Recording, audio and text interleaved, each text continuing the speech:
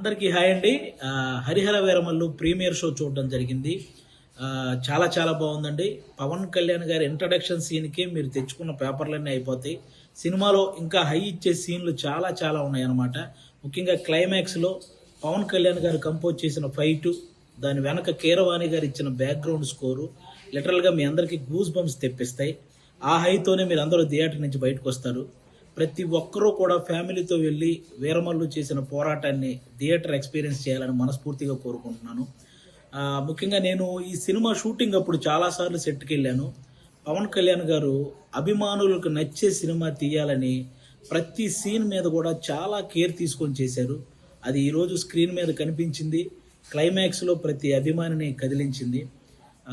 ముఖ్యంగా ఆయన అంటే ఎప్పుడో ఒకసారి అభిమానుల కోసం ఒక హిట్ దేవుడు అని కోరుకుంటే గబ్బర్ సింగ్ వచ్చింది.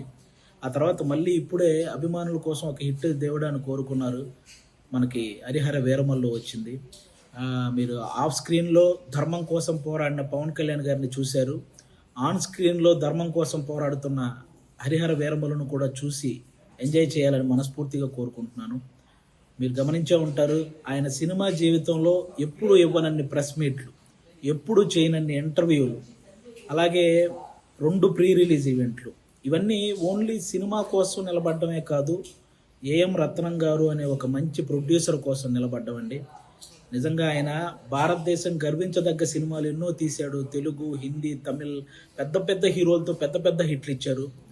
ఈరోజు పవన్ కళ్యాణ్ గారితో ఆయన పొలిటికల్ షెడ్యూల్ని దృష్టిలో పెట్టుకొని దానికి తగ్గట్టు సినిమా షెడ్యూల్ని వేసి అక్కడ పొలిటికల్ కెరీర్లో ఆయన ఒక మైలు రాయి సాధించడానికి, అలాగే సినిమా కెరియర్లో ఇంకొక మైలు రాయి సాధించడానికి తోడ్పడిన ఒక మంచి ప్రొడ్యూసర్ అండి ఏఎం రత్నం గారు.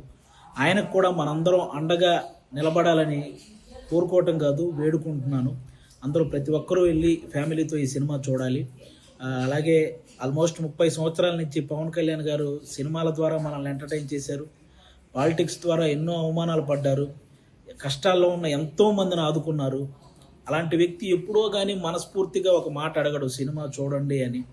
కాబట్టి ఆయన్ని అంటే ఇంకో 3 సినిమాల తర్వాత ఆయన మళ్ళీ కొన్ని సంవత్సరాలు సినిమాలు చేస్తాడో లేదో కూడా తెలియదు.